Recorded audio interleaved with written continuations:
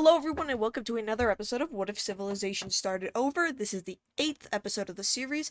Last time out we saw these nations over in Eastern Europe causing mayhem. We saw some new nations popping up along the trade route, and we saw a conflict down here in the Middle East, and there's a lot more still brewing.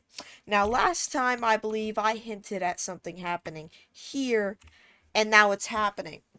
So, with the help, surprisingly enough, of these two nations, the Green Nation, who we remember used to control most of this area, has now decided they're going to attempt an invasion into the Yellow Country.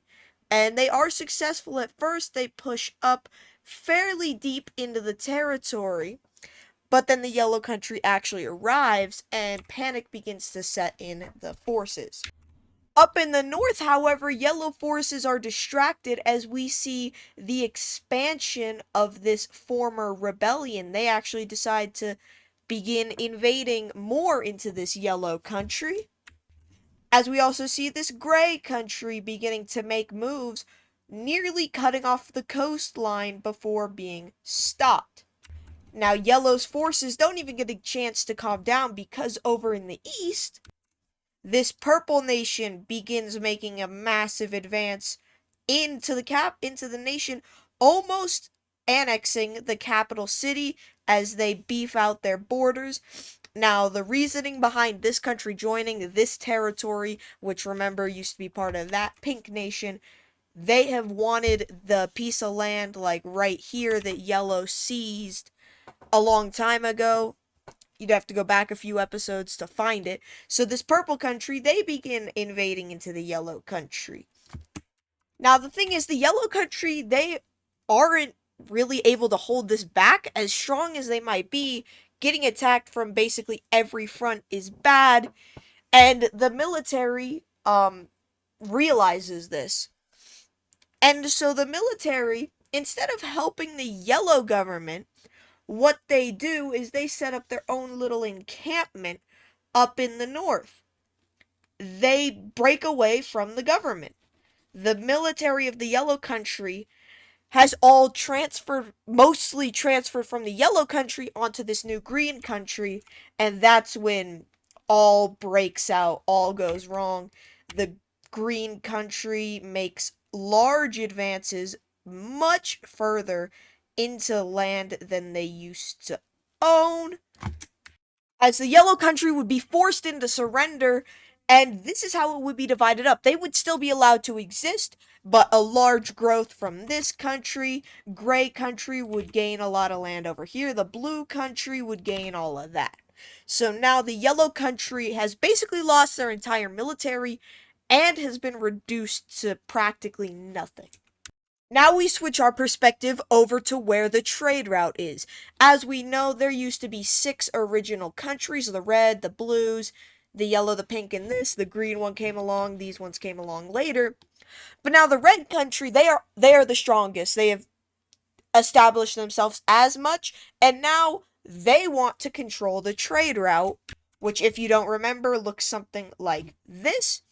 And so they begin by launching an invasion into the Cyan country, and without much help, they get pretty far, seizing the capital and trade hub of that nation. And instead of helping, the other countries, they just jump in and they steal land. They like, this yellow country nearly gets up to the trade route. This pink one takes the rest of it. And then this blue one takes the remaining part of the Cyan country from them. Now, immediately, issues arise with this. Some people wanted some land. The red country wanted all of it. And so now there's going to be an even larger conflict. This begins with the red country first entering into the pink country in order to seize the remaining parts of the trade route, as we also see them moving up north into this blue country to seize their capital, just to keep them out of their own affairs. However, the yellow country, who didn't really have any beef with the red country, they decide that they want to take an opportunity and they launch a very large scale invasion, nearly occupying parts of the trade route. However, military staged along it is able to stop it, and in the end, the Yellow Nation is pushed back out of the land, as we see the Red Nation now beginning to push into this pinkish purplish nation, taking over their capital. If you can't tell, this Red Nation is miles more advanced than the other ones. They fully occupy the pink country through surrender. They occupy the northern half of this purple country. And then finally, they occupy the entirety of the blue country through surrender. Actually, not finally, because they also occupy the remainder of the purple country, the purplish thingy. I don't know what it is, but they do all that. As now suddenly a monopoly has been established over the trade route through Asia, the yellow country is spared because the red country genuinely has no reason to take them, so they are left alone, though probably not for long, if I'm going to be honest. Now the conflicts continue over here, where this light purple nation gets invaded over here by the darker purple nation, who wishes to, you guessed it, control the entirety of the trade route. As the invasion continues, they push deeper into the territory, cutting it off, and inevitably just full occupying it. There was no really resistance in that one, but that's just how it had to happen. If you were a light purple trade route country fan, I'm sorry. You can dislike this video. Now, the thing is, instead of people being intimidated by the new nations that are growing, we actually see more people deciding to pop up along the trade route. Now, the reason for this, for a lot of these newer countries, isn't for the money, rather the fact that it is a stable living place. People are consistently traveling along this trade route, and so if you're able to secure a steady population in the area, you're basically set as being a country. Like, this trade route is a valuable area to control, not just because of the trade, but because people travel through here. People go through here.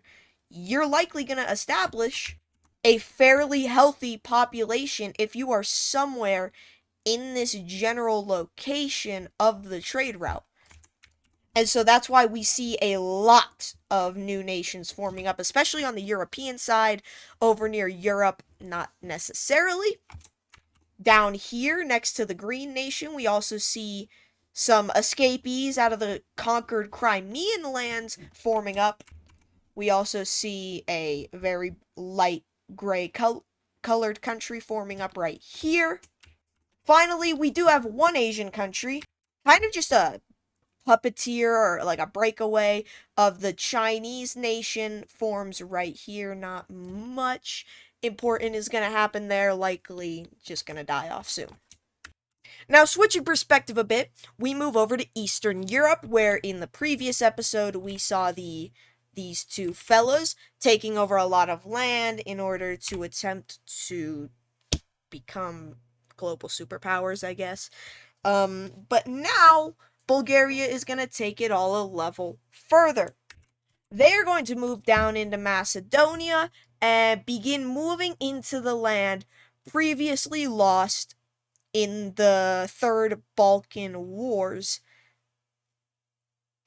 or whatever number it was. They're regaining the land that they lost.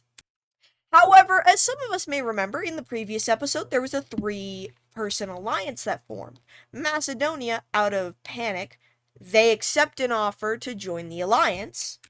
This means now that Macedonia has the help of these nations up north, though the support can't get to them, so Bulgaria nearly capturing the capital city of Macedonia. Before up north news breaks from the green that knock knock, it's the orange team. They immediately push into the territory that used to be theirs. then broke away, then was occupied by the green team. That is the first step, as we also see an offensive up in the north, just next to the purple team's capital. As suddenly the green team, we see an encirclement forming from the orange team, which the green team thinks, wow, we're so smart, we caught that ahead of time. However, what they didn't know was that the orange team is fooling them. They have already withdrawn their troops, and so the green team sending a massive spearhead through. Wait, where's the orange soldiers? Knock knock, look at your capital. Arnar! Why did I say that? The green team has troops from the orange quite literally knocking on their gates.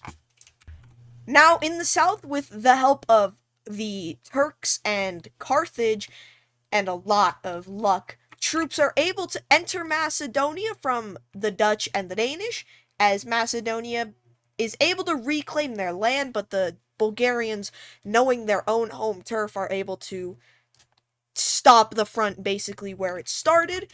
As up north, we see the orange team finally completing the encirclement of the green team's capital, and they take it. This is where we see people like this purple country over here who got affected by this green team. They begin invading as well. We also see this gray country beginning to move in, taking some land, this newly formed one, I'd like to remind you.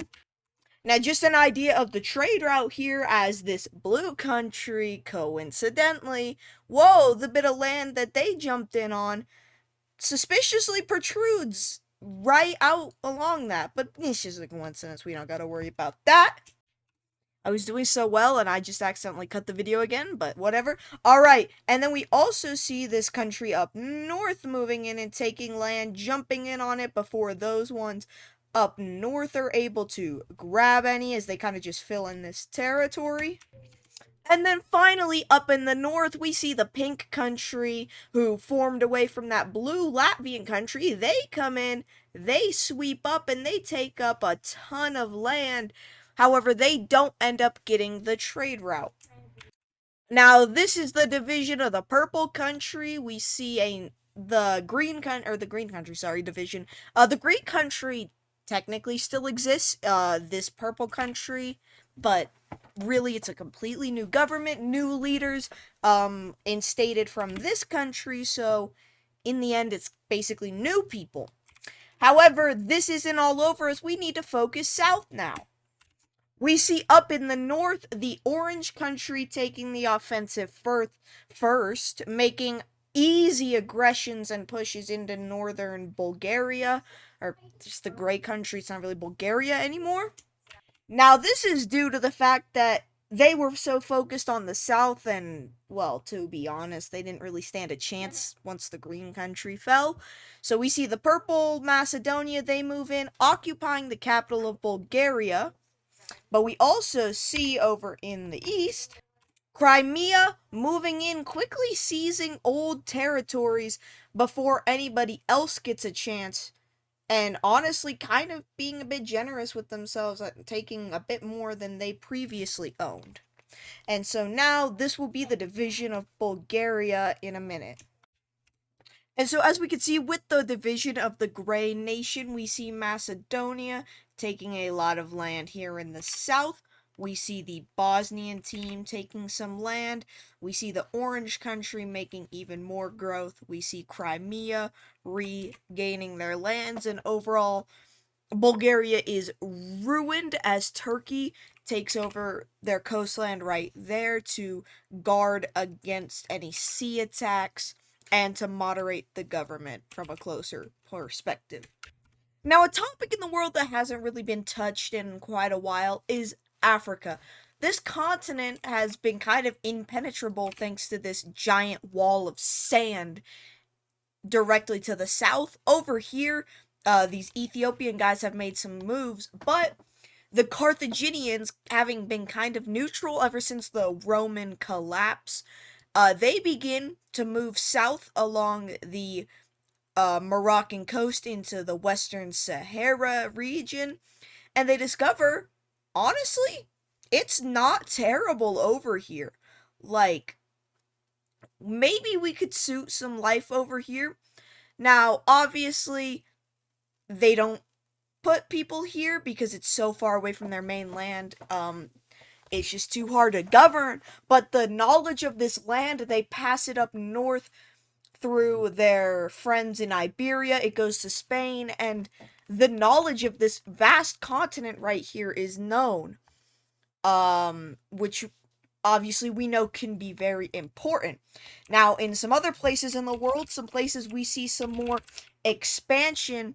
We see a lot of countries just kind of exploring more of Asia, discovering, oh, there's just land here. Why didn't we think there was land here before? But especially like Korea, they discover deep up north into the cold Siberian lands before kind of stopping, because obviously they're not built for that kind of weather, but they still discovered it. And we see just more moves north up through into the colder Russian areas, as the world doesn't have a lot to do other than kill each other. And so some people, they're like, we need more space. I'm expanding too much. We'll stop there. We'll stop there. But they're like, we either kill you guys or we move. And so the people who want to move, they're exploring the lands that they want to move into. However, people who want to fight each other, they're gonna fight. And in the Caucasian region, there has been a lot of disorder, and now people are breaking away. You can see new countries up here. You can see new countries over here. This green nation takes the opportunity. They begin moving up north into land that was formerly the pink nation, but they are kind of halted by a surprisingly strong resistance, and so they instead attempt to go into the nation that rebelled from them. However, they realize they're not as strong as they actually thought, and the rebellion is able to significantly push them back on both fronts. And so war kind of enters a stalemate in this region. It never truly ends. They both kind of have a non-verbal agreement to shoot at each other. Now, the final thing that happens is just we see in this land that is expanded, we see more nations popping up. Now, we see a creation of, I believe, 6 new countries, 2 on the Asian side of the trade route, and these 4 right here. Now, the borders, they don't look perfect, but we will fix that up for next time. Now, if you want to see more, go ahead, like and subscribe. If you have any suggestions for the series, put a comment down below. I will read it and try to implement it in my best ability. And so thank you for watching, and I will see you in the next episode of What If Civilization Started.